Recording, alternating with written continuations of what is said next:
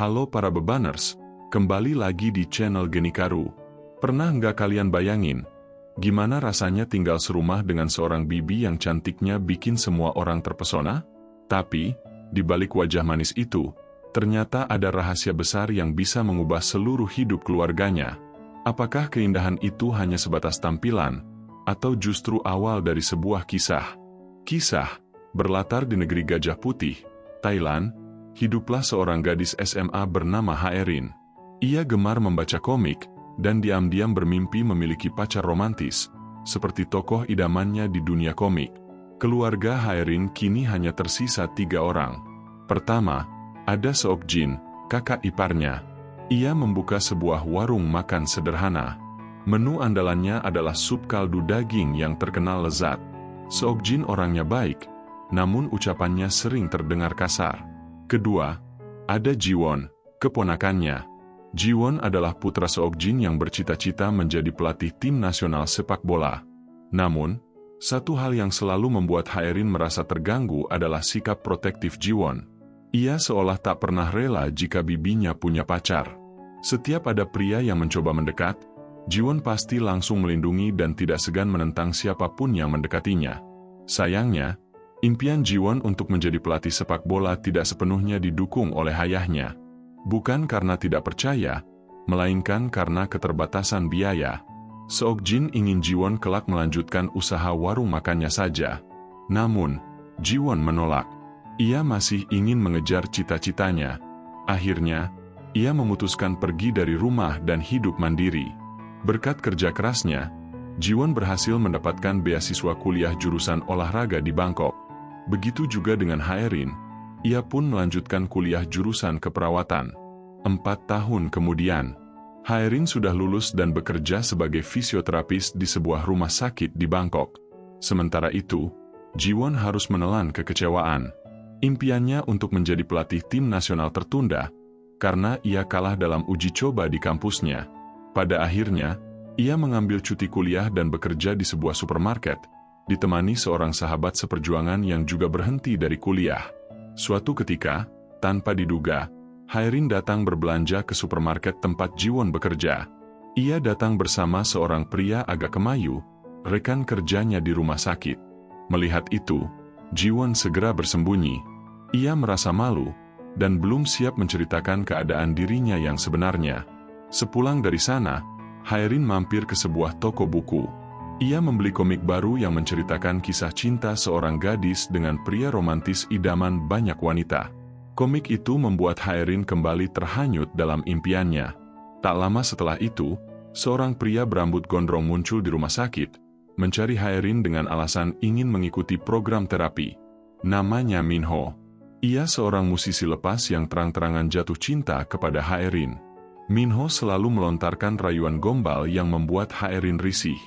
Namun, karena sikapnya yang terlalu baik dan profesional, Haerin sulit untuk menolak secara tegas. Akibatnya, Minho terus mendapat kesempatan untuk mendekatinya. Yang lebih mengejutkan, Minho ternyata pindah ke apartemen yang sama dengan Haerin. Hal itu membuat Jiwon kaget sekaligus marah. Ia tidak rela bibinya yang cantik didekati pria aneh seperti Minho. Hari demi hari, Minho berusaha berubah. Ia bahkan mulai berpenampilan atletis hanya karena pernah mendengar Haerin menyukai pria dengan tubuh sehat dan sporty. Meski begitu, Haerin tetap berusaha menjaga jarak. Suatu hari, Jiwon memutuskan kembali tinggal bersama Haerin di apartemennya. Ia mengaku sudah bekerja di sebuah perusahaan Jepang. Namun, ia sengaja menyembunyikan kenyataan bahwa kuliahnya tertunda. Seokjin, ayahnya, sempat menanyakan keberadaan Jiwon. Tapi Jiwon memohon pada Haerin agar tidak memberitahu apapun. Sejak saat itu, Jiwon selalu setia menjaga Haerin. Setiap kali ada pria yang mendekat, ia menjadi pagar terdepan. Ia bahkan terus mengulang pertanyaan yang membuat Haerin kesal. "Bibi, apa kau sudah punya pacar?"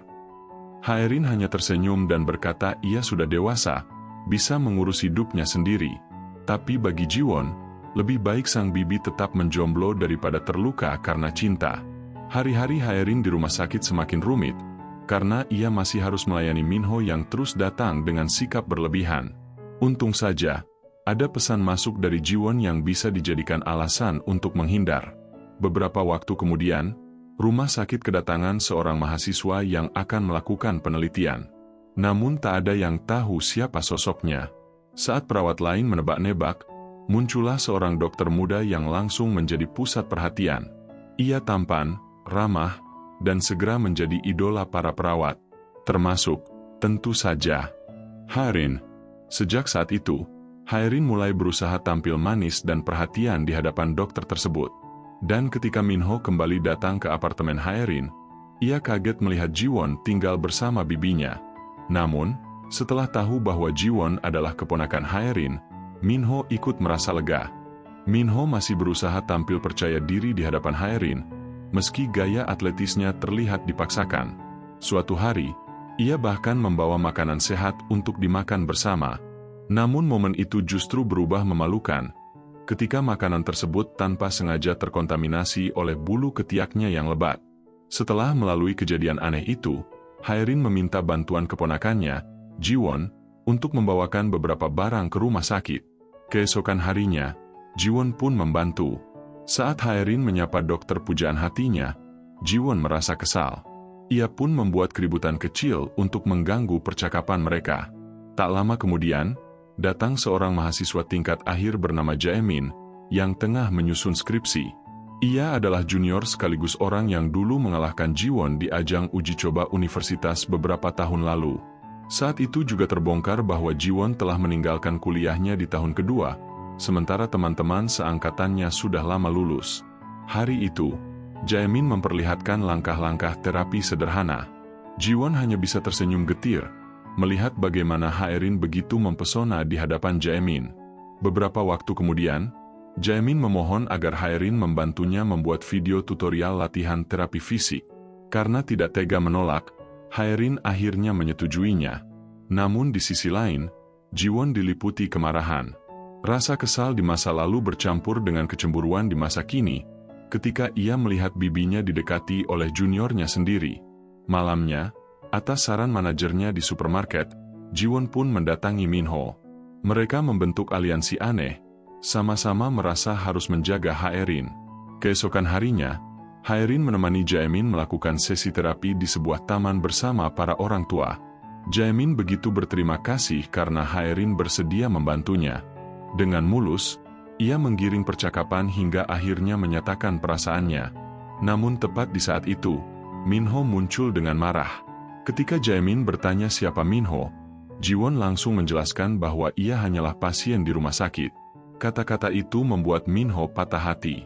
Untuk pertama kalinya, ia mulai menyadari posisinya yang sebenarnya. Beberapa hari kemudian, Haerin mendatangi supermarket tempat Jiwon bekerja. Ia ingin mencari tas yang sempat tertinggal. Tanpa disadari, Haerin mendapat arahan untuk menghubungi customer service, dan ternyata CS itu adalah Jiwon sendiri. Ia sengaja memanfaatkan kesempatan ini, berpura-pura sebagai orang lain demi bisa lebih dekat dengan bibinya.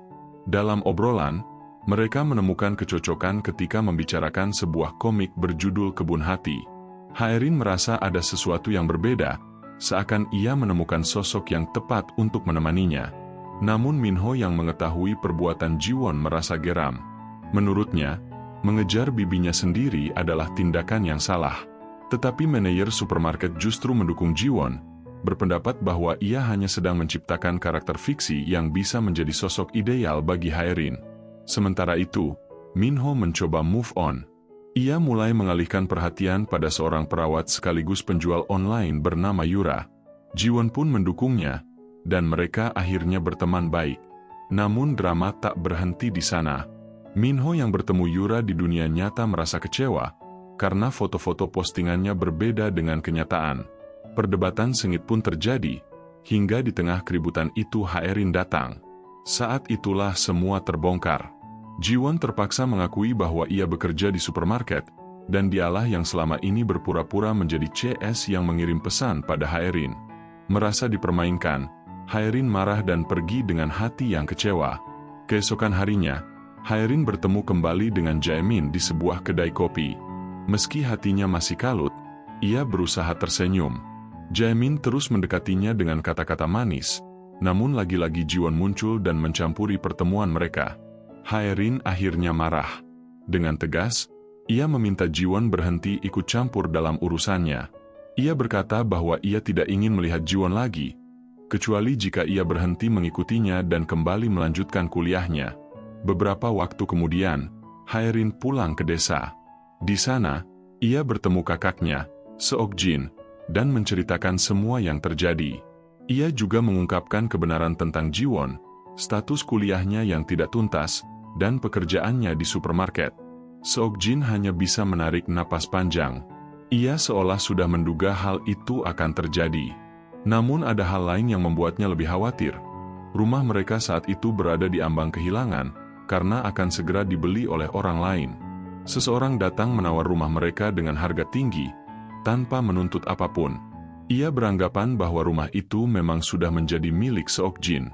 Namun, Seokjin tidak bisa mengambil keputusan sepihak, karena ada sebuah kebenaran yang selama ini ia sembunyikan. Sementara itu, di Bangkok, Jiwon memutuskan untuk kembali melanjutkan kuliahnya. Uji coba kampus tahun itu segera dilaksanakan. Jiwon meminta agar dirinya didaftarkan kembali, namun hanya tersisa slot untuk cabang lari rintangan yang bukan keahliannya. Meski begitu, ia tetap mengambil kesempatan itu. Baginya, ini adalah jalan untuk mengembalikan jati dirinya sebagai seorang atlet. Hari pertandingan pun tiba. Jiwon kembali berhadapan dengan Jaemin. Ia yakin, kali ini dirinya tidak akan kalah seperti dulu. Namun keberuntungan belum berpihak. Ia harus menerima kenyataan pahit, kalah di babak pertama. Di sela-sela pertandingan, Minho datang menemui Jiwon, lalu mengungkapkan sebuah kebenaran besar tentang keluarganya. Ternyata, ayah dan ibu Jiwon hanyalah karyawan dari nenek Haerin, pemilik kedai terdahulu. Haerin adalah putri mereka, dan Seokjin bukanlah kakak ipar atau kerabat darahnya. Walau hanya sebatas karyawan, orang tua Haerin sudah menganggap Seokjin sebagai anak sendiri. Setelah mereka meninggal dunia, Seokjin bersumpah akan menjaga Haerin selayaknya keluarga. Namun, karena ia sadar dirinya bukan pewaris sah, Seokjin akhirnya memutuskan untuk menjual rumah itu dan mengembalikan segalanya kepada Haerin. Mendengar kenyataan ini, Jiwon merasa bersemangat. Karena ia dan Haerin tidak memiliki hubungan darah, cintanya seolah mendapat harapan baru. Di babak kedua pertandingan, semangat itu membuatnya tampil jauh lebih baik. Dari kejauhan, Haerin diam-diam menyaksikan. Namun, berbeda dengan Jiwon yang hatinya berkobar, Haerin justru diliputi kesedihan. Fakta bahwa ia tidak punya kerabat sedarah membuatnya merasa sendirian di dunia. Selama ini, ia selalu menganggap Jiwon dan Seokjin sebagai keluarga. Dan kini, semua itu terasa rapuh. Inilah alasan mengapa Seokjin dulu memilih menutupi kebenaran itu, karena ia takut Haerin merasa kehilangan segalanya. Akhirnya, Haerin mengambil keputusan besar. Ia mengajukan beasiswa untuk melanjutkan studi ke Inggris. Jiwon, yang tidak tahu apa-apa, mencoba mendekatinya kembali dengan merayakan ulang tahunnya. Namun upaya itu gagal, bahkan meninggalkan luka. Haerin tetap bersiap pergi. Sebelum berangkat, Haerin menelepon Seokjin di desa, berpamitan dan mengucapkan terima kasih karena telah merawatnya sejak kecil. Seokjin hanya bisa berpesan agar ia menjaga diri dengan baik. Hari keberangkatan pun tiba. Jiwon baru mengetahui dari ayahnya bahwa Haerin akan pergi ke luar negeri. Ia berlari sekuat tenaga, mengejar sampai ke bandara. Untunglah, ia belum terlambat. Di sana, dengan napas terengah, Jiwon memohon maaf. Ia mengaku telah salah. Haerin memaafkannya, tapi ia tetap teguh dengan keputusannya. Menurutnya, luka di hatinya tidak bisa disembuhkan hanya dengan kata maaf. Ia tidak marah, tidak pula menyalahkan Jiwon. Hanya saja, perasaannya berbeda. Untuk pertama kalinya, Jiwon menyatakan cintanya kepada Haerin. Ia berkata, mencintai seseorang tapi tidak bisa mengungkapkannya, adalah rasa sakit yang selama ini kupikul sejak remaja. Tapi hari ini, aku bahagia, karena aku bisa menyatakannya padamu. Ia sadar dirinya egois, mementingkan perasaannya sendiri. Namun ia bersedia menerima apapun, menjadi keluarga, sahabat, atau hanya seseorang yang selalu ada, asal Haerin tidak pergi. Ia bahkan berjanji tidak akan ikut campur lagi jika Haerin ingin memiliki pacar. Namun keputusan Haerin sudah bulat. Dengan hati yang berat, ia tetap berangkat ke Inggris. Waktu pun berlalu. Di negeri asing itu, Haerin perlahan berdamai dengan dirinya sendiri.